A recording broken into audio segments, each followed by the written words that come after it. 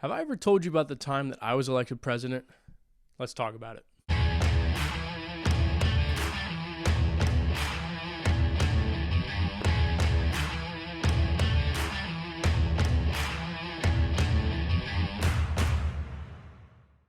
Good morning, Crossroads students. I hope you guys are all doing really, really well. When I was in college in Florida, my friend came up to me at the end of our sophomore year, and he said, Andrew, let's run for junior class president and vice president. And I wasn't really on board with the idea, but I was like, you know what? Sure, sounds fun. Let's do it. And so we ran, and somehow we actually won, which was really awesome. And so we were really excited about it. But that summer when I came home, I actually decided to transfer to an online college. And so he wasn't really happy about it because when he went back that semester, he had to be president. But he actually ended up doing a really, really good job because the next year he actually was elected to be the student body president. And so it really worked out for him in the end. But I want to share a quick verse kind of about that we see in Romans chapter 12. Romans chapter 12, verse 15 says this, "Rejoice with those who rejoice, and mourn with those who mourn." You know, I think sometimes, at least for me, it can be really difficult to be happy for people when I'm not in a place where I'm happy, or to be sad for someone when I'm not really sad.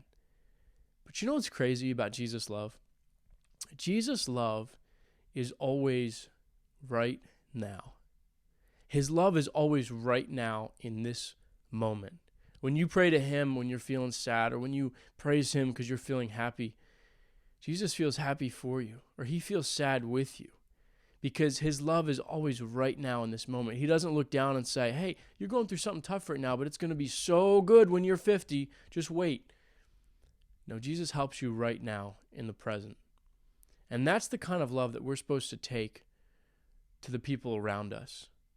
Verse 15 in Romans 12 says, "Rejoice with those who rejoice." You know, there were a lot of times when I looked back on that junior year and wondered, what would have happened had I stayed? What would have happened had I been president? Would things have been different? Would I have enjoyed it? Would I have had more fun? And you know, sometimes it's unhealthy to ask those questions, because what's important wasn't what would have happened if. What was important is that my friend actually did a great job and had fun doing it. And so I want to encourage you, sometimes it's really hard to rejoice with people in your life when things are going great with them and not for you. But I want to encourage you, as Christians, we're supposed to be one body. And so when one of us is succeeding, all of us are succeeding. And so I want to encourage you to reach out to your friends and maybe look for ways that you haven't been able to rejoice with your friends when they're doing awesome. I want to encourage you to do that this week. In a time where there's a lot of bad news, the truth is there's a lot of good news too. And so I also want you to share your good news. You all have leaders and platforms that you can communicate with those leaders. So I want you to share your good news. Share what's happening in your life right now so we can all rejoice together. I hope this is encouraging to you as you go throughout your day.